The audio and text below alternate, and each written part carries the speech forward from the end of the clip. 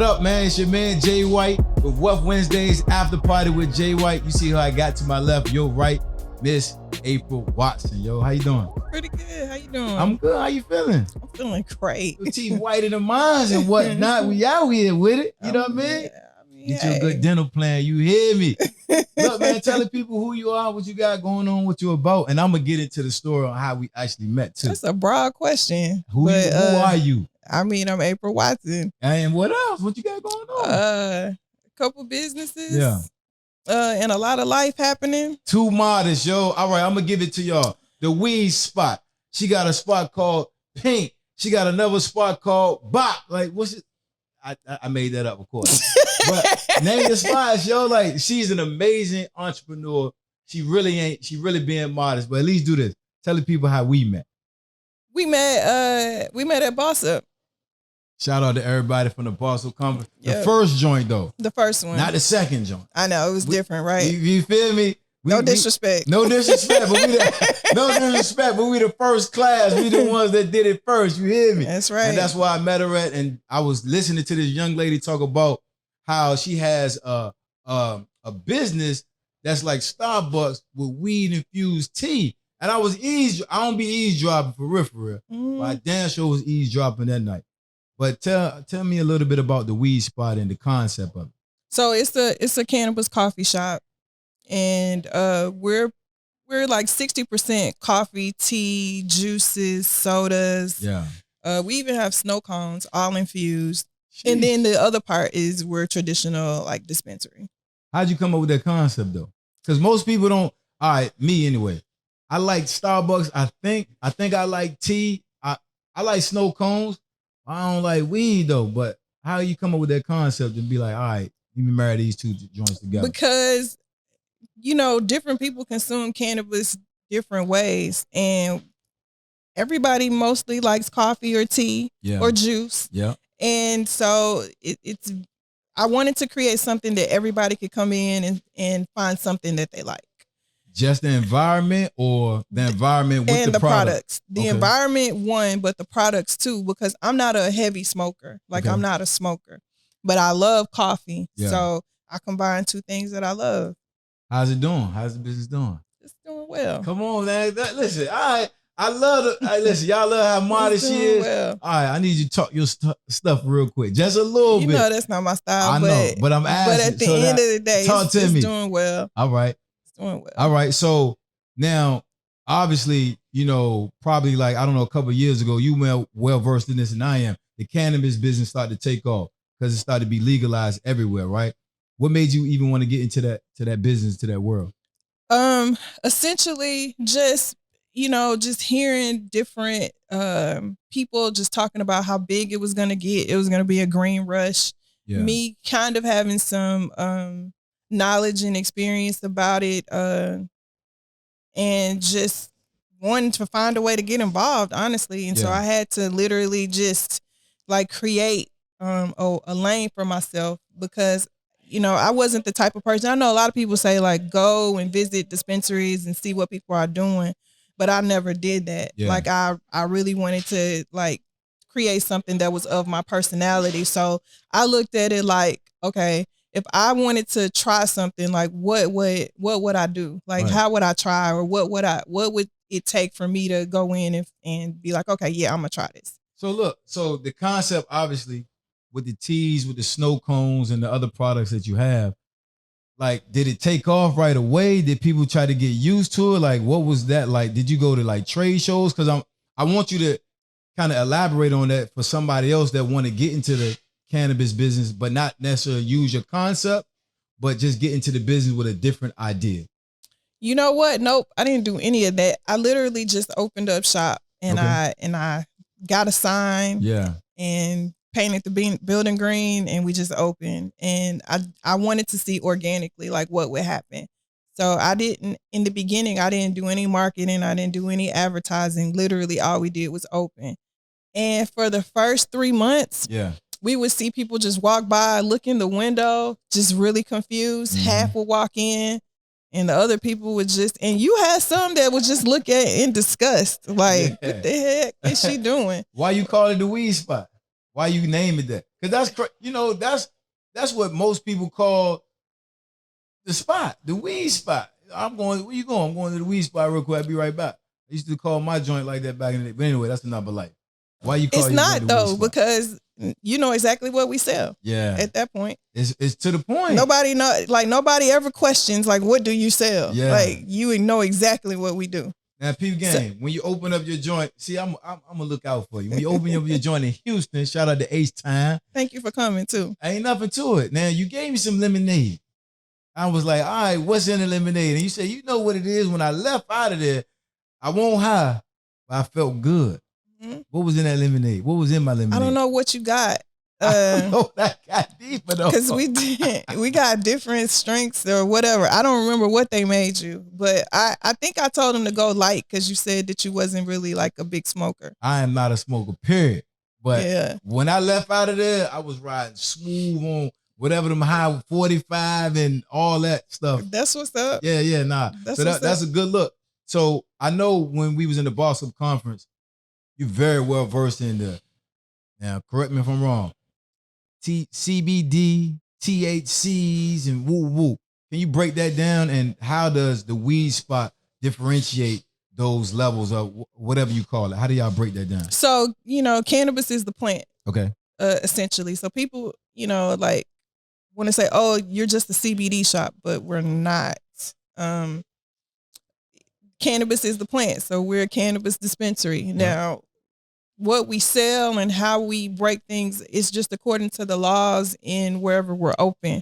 So if it's a hemp state, which Texas is a hemp state, okay, then we sell hemp products, and everything that we sell is considered hemp. It's still cannabis, and the difference between hemp and marijuana is the government says that marijuana is 0.3%. Good old government. THC, Delta 9 THC, is considered marijuana. Anything less is considered hemp. Other than that, it's not a big, and I'm telling you, 0.3% is a lot. Is it? Yeah. I mean, it schooled me because, I don't want to put too much in my damn cup, and then I can't function. Because I be trying to function. I told you I'd turn up. Yeah. I don't want to do that type turn up, though.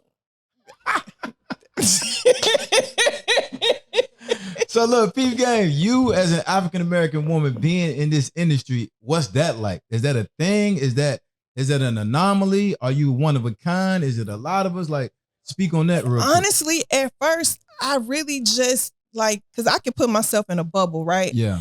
And not come out of it. So I don't know what's going on in the world around me. So when I started, I really didn't know the significance of what I was getting myself into. Mm-hmm.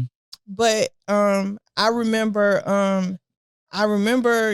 this experience. I went to LA to meet with one of the top guys in cannabis, right? All right. Who is that? Because you put it in quotes. I ain't gonna say his name. I'm not gonna say his name. All right, no name. All right. But if he sees this, he'll remember. So it was real hard. And he walked in and he was like, I started, this cannabis brand, which is one of the top cannabis brands in the country. If you read between the lines, you know who he is. All right. But so I don't like to read, right? But go ahead.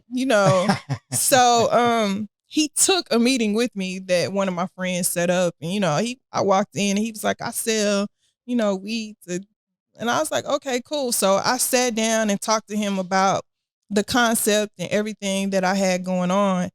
And when he found out it wasn't just marijuana, that it was hemp, he was just like, oh, I ain't interested in that. Yeah, he was like, but if you want me to stamp you, I'll stamp you.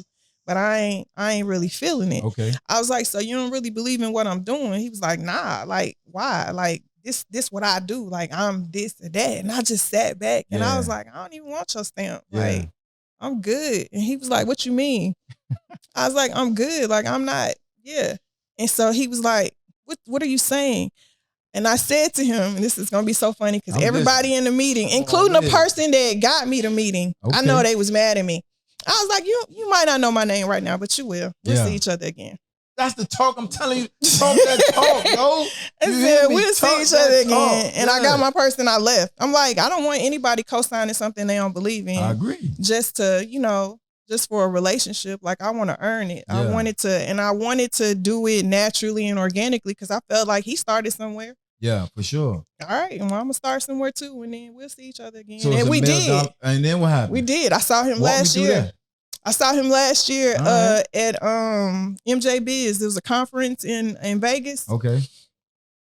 And we was at the Papa John's line getting pizza. Yeah. And I was like, yo, what up?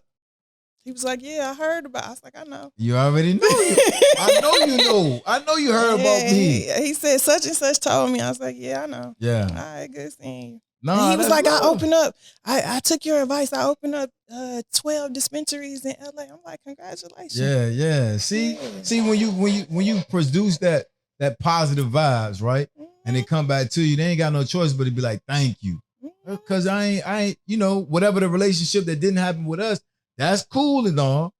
But you put it out there, you're gonna remember me, yo. See, that's the thing about being progressive, right?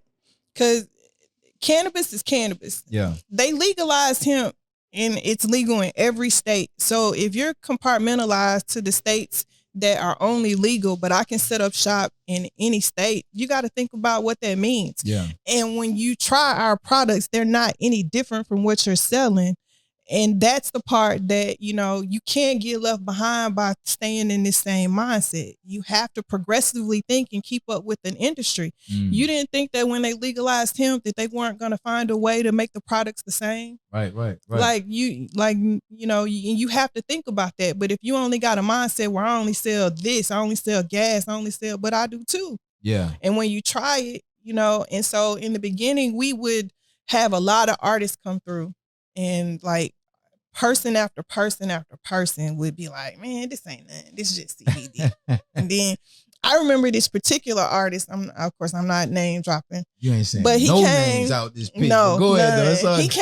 He came to the store and he was like, man, this ain't nothing. And he came to Dallas to go to a fight.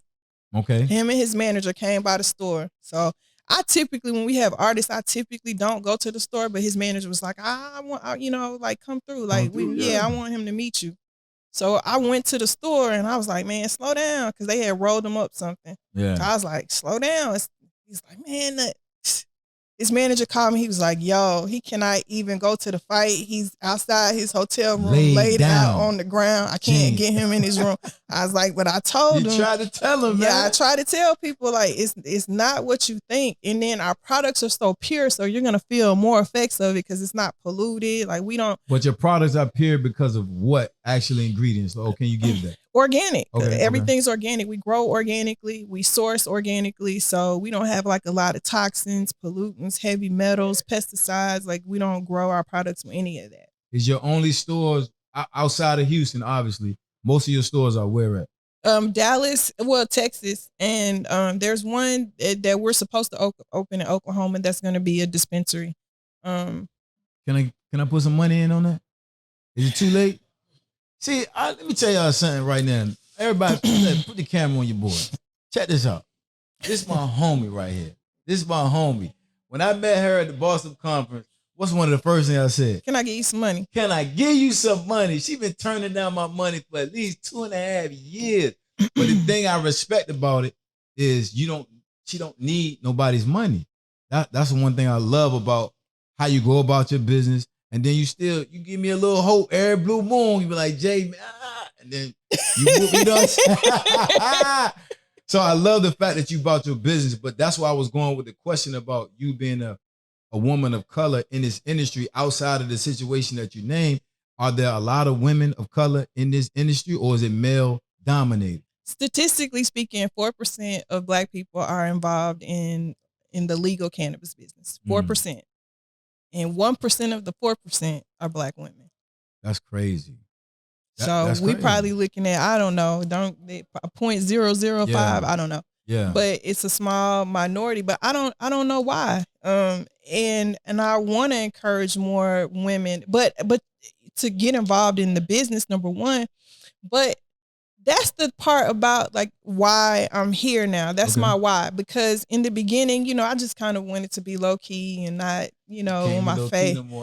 But I'm learning the importance of representation because I know that in the beginning, like people would just look at me crazy. Like, why would you want to name it that? Why are you doing that? Yeah. And then I just stopped talking to people about it and I just did it because, I knew people just didn't understand. Yep. And then when it started popping and they come around with the questions, but it took a lot for me to, even the people that I knew, the relationships that I had, like people were really looking at me like weird. And did you lose relationships? I did. Like okay, so boom, I got this concept. I want to do this, and I want to call it the weed spot. And then people doubting you and not giving a lot of faith. Did you just keep it pushing and they fell off on their own? Like how did you lose those relationships? It's almost like people were just kind of in disgust, but you have to think about how people feel about cannabis. So essentially I stopped talking about it because every time I mentioned it to somebody, it was just a negative, like it was just a negative vibe, completely negative. And I'm like, you know, what's so bad about it? Right. Yeah. And I was like, okay, well, let me just pop out. And I just, like I said, stopped talking about it. But my mama, she supported me. Yeah. And she was like, I mean, I don't know, but if my baby want to sell some weed, then I'm going to help her sell some weed. That's kind of that. And that was the energy that I needed. She was probably one of the few. Yep. At least, I mean, check this out. Most people, when they start in the business, they don't even get the support from their fam. So at least you had Mom Deuce to really be that catalyst to be like, all right, I can do it and knock it out. Is it a lot of money in this industry? It's a lot of money. So this is to your point, right? You said, I don't know why a lot of people are not, especially of us, of our color. If we doing it illegally, why can't we do it legally if it's a lot of money in it? Now, I guess the question I'm going to is, typically when it's a lot of money and regulated by the government on all levels, that tends to create a lot of red tape. Can you talk a little bit about what it takes to start a business in the a legal business in the cannabis industry? I mean, of course, they're going to do background checks, and, you know, you have to have money because you can't access any capital unless you have like hedge funds or private lenders that want to give you money, which I didn't have any of those. So I paid for everything out of my pocket because banks won't loan you. Yeah, I mean, it's even hard to get. Heavy talk. Okay. But you really have to have like everything together, because when you are applying for all these licenses, and you know, you might have a retail license that's not as hard to get, but the grow license is difficult. And then you have to go as far as the USDA and apply through the agriculture department. Like it's a lot. So they're all in your business. And like you have to, when you sign those contracts, you have to give the DEA, your state agencies, the FBI, everybody access to your grow house when you're growing. Like you have to sign off to be able to do all of that. They can come at any moment. Yeah. And like your landlord has to sign the document, like for me, because I have a warehouse that we're supposed to start a grow in, and my landlord had to sign that he'll open the door for them at any moment. So everybody's in your business. But at the end of the day, just do it right. Like you don't have to take shortcuts. It's enough money in the legal industry. You don't have to take shortcuts. You don't have to really. People walk in. Is this gas? Yes, but it's still trying to be secretive, and you don't even got to. It's gas, but you're gonna smoke this, and you're gonna get just as high as you will going to Vegas. But what we got is legal by the definitions of state law. Like I'm not breaking any rules because it's not worth it. Yeah. So a lot of red tape. So most people of us, especially males, that used to do it illegally, ain't really fooling with it. Now, where is the cannabis industry going as a whole in terms of more states legalizing it, more states just opening up and being more transparent with the dispensaries and loosening up red tape? Like, how does that look? I don't really understand the mentality of not trying to find a legal way to make money, because these people out here are making billions of dollars in this industry. Yeah, like it's insane how much money that they're making. Like money that, I don't care what you do on the illegal side, the money that they're making legally, like you can't, you can't touch it. Like it's life changing. And so, in the other part of that is we as Black and brown people, we've been the most disenfranchised because of cannabis, like period. Nobody else has gone to jail more, gotten in trouble more than us as brown people. So when they made this lane and they opened it and it's wide open, I mean, you think about how much knowledge a lot of these people, our brothers, have.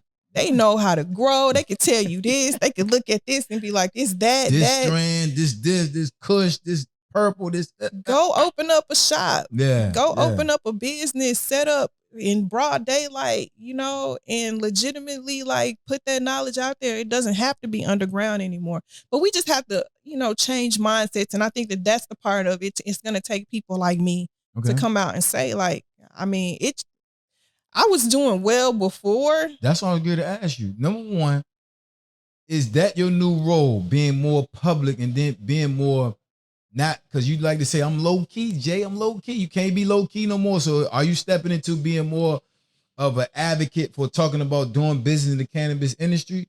And then I ask you again, what was you doing before all this? But answer my first one first, though. My first question. So I'm taking baby steps to. Ain't no baby steps, yo.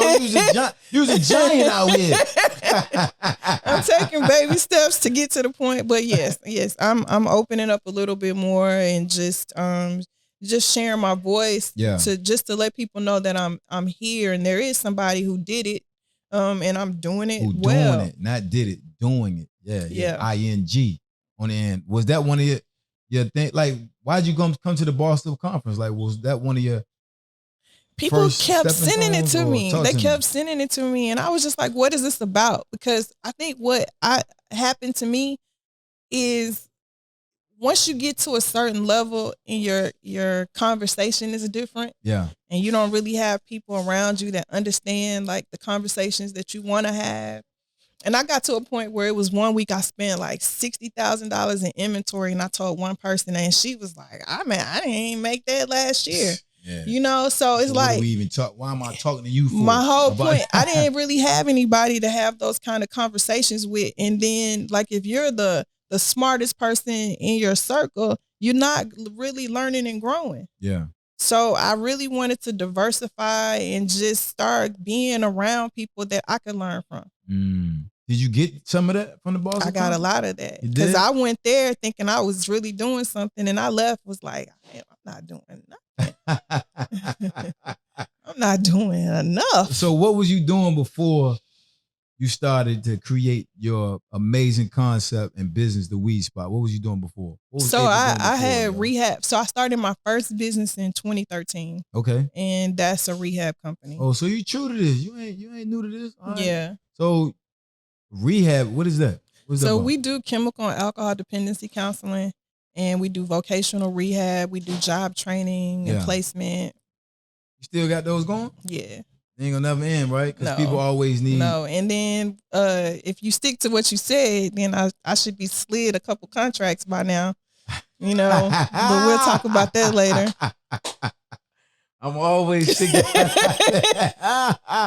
I love it, yo. So yeah, I'm gonna stick to I'm a man of my word. Yep. All right.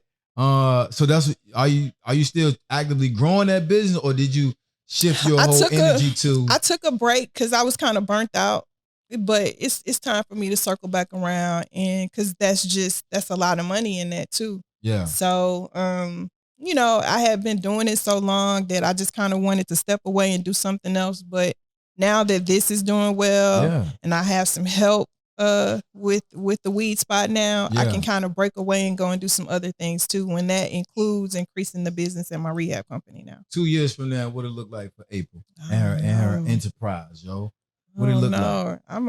I might sell off all of that and be doing something completely different. I mean, so peep game, even if you sell it all, I think you should still create. Obviously, you're doing baby steps. I think you're a giant, but you said you're doing baby steps. But I think you should still be a super advocate for speaking about, you know, women of color, people of color get into this business and this industry. Even if you've sold it all, are you looking to really be like a speaker, get on more platforms and just do your thing? Yep, that's where we're headed. You gonna get on the stage, yo? Ain't no timidness on the stage. You hear me? Ain't none of that. But yeah, that's where we're headed. Nah, that's fire, yo, because the information and the knowledge you have and the way you break it down, obviously I'm still like, all right, I need to know a little bit more. But you're saying it in a way that I can legit understand it and digest it too. And people don't talk about the cannabis industry like that. They talk about it like, I don't know, it go over my head. I'm like, I know it's bread in it, but you saying it in a way that I don't want to fool with. You know what I mean? So Yeah, I think I'm telling you, it's a lot of money, and you have to think about my brands where I haven't really done marketing, advertising, but like this year alone, like when 2023 ends, I'm hoping we touch 5 million. yeah, And yeah, that's just with, that's with a few stores yeah. No, that's dope. and local. Yeah. We're not even at the point where we're, expanding to a lot of other states. I'm hoping that we get there. What's your next state outside? You said Oklahoma, right? And what's I'm hoping I get the green light for Miami. Okay, MIA, And Atlanta. Miami gonna be crazy. Atlanta would do good too. Okay, so talk to me a little bit about. Is it called the Pynk? Pynk Vybes. Pynk Vybes. Talk to me about that. What's the concept behind it? What is it? So, as a woman, I think that we use cannabis, but we really don't know anything about it. So I wanted to create a space where like women can just come and try products that are not as scary, you know. So we don't make the vibe just about smoking. There's health, beauty, apparel. So I wanted it to be a lifestyle brand where we can come and celebrate cannabis as women and the way we tend to use it. And it's not like how men do. Okay. It's a big difference. How do men use it? Like how do it's like mostly smoking. Like y'all want to roll up, undo the, and a lot of times women, we don't want that y'all smoking our clothes. Yeah. We might want an edible or I think that was always a deterrent for me, yo. I don't want to walk around and smell like weed. I want to smell like my Tom Ford or my Ghost or my whatever. I don't want to smell like weed. You hear me? I want to smell good. Okay. You know what I mean? So I think that's why I never really fool with weed like that. So you saying in Pynk Vybes, I can walk in there. Can I walk in there? You can walk in there. And I can smoke something. You can get something. You not, okay. Yeah, you can get like we sell a little bit of smokable product, but everything else is more so geared to like, situations women deal with. So whether it's I can't sleep at night or I'm stressed out or I have anxiety or, my cramps are bad when it's time for my cycle or whatever those things are that we deal with as women, like we're addressing those issues. All right. And how many stores you got? Two right now. They just all where? Both in Dallas. The Dallas area. So all right. Cannabis is cool. Pynk Vybes, cool. Then you got the rehab homes, cool. You into real estate? You into anything else? Yep. So I started. I had a business partner, and we started building houses, affordable houses, like new construction, about 4.5 years ago. Okay. And I love that because we fight gentrification in some ways where we get to keep people in their communities, like when they're being pushed away, but putting them in like really nice houses. Yeah. So that's I love it. I got my real estate license, but I haven't done it. I any. told y'all she was being humble and modest. I told y'all you got your real estate license now. I've had it for about a year. I didn't get it to sell houses for other people, but I got it to save commission on the houses that we build. Plus now you know the laws a little bit better. I'm pretty sure. Completely. Were you licensed in Texas? Yes, in Texas. Okay, so I had that. See, I ain't even know that till just now. Yeah. I need to. All right. Yeah. I got. Yep. Yeah. We're gonna talk. But again, I don't practice it, but it's just to save me money. But you gonna look out for me? Yeah, absolutely. That's all I need. Absolutely. So, are you putting any more things in your bucket? Because you just talked about possibly 2 years, possibly, right? Selling it all. Now I'm gonna put you 2 years from the day. Boom, you sold it all. Now what you doing? Obviously, I'm gonna throw it out there. You speaking, you doing your engagements, etc. What else are you doing? If you sold, I have the football game too. Come on, man. You forgot. I forgot. Okay, so talk to me about it. And how did you get involved in that? Because when we was at the Boston conference talking about it, I was like, "Yo, this is crazy." So my business partner acquired the game from somebody else, and so I came in and we just, are 50-50 partners on it. Okay. But we have a game franchise that we play in Dallas. And what's the teams? It's Texas Southern University. It's the Arlington Football Showdown. Yeah. And nice it go game. crazy, right? It do. So really give me does. some of the numbers. Like, people like to hear numbers. Last year, well, the year before last, we had 15,000. This past year, I think we had like over 22,000 people. So it's growing. And what is going to be projected to be this year? I don't even know. Like the stadium can hold 40,000 people. So if we get up there, then we trying to go to Jerry's World and play in the Cowboy Stadium. We start bringing numbers like that. Ain't no trying. I think you could do it. Because the crazy thing is, the biggest piece I keep hearing, you said it like several times. I barely do any marketing, or I didn't do hardly any marketing. So your concepts, your relationships and your business partners are the marketing piece outside of the normal marketing piece that normal people wouldn't do for their business. Is that a strategy? I think I just try to stay in my lane and do what I'm good at. You know what I mean? So if I'm good at creating and setting up a business and the infrastructure to make sure that the foundation is solid, then it's easy to take that and build upon it. If I do business with somebody, like they shouldn't have to go and do anything but just do what they do. So I think it's working towards your strengths and not stepping in lanes you really don't know a lot about. Because on social media, all I see is you traveling. I've been traveling a lot. That's all I be seeing, yo. So you know what, April, I think it's individuals like you that I personally took a liking to and built relationships with that made me say that my experience in the Boston conference was successful.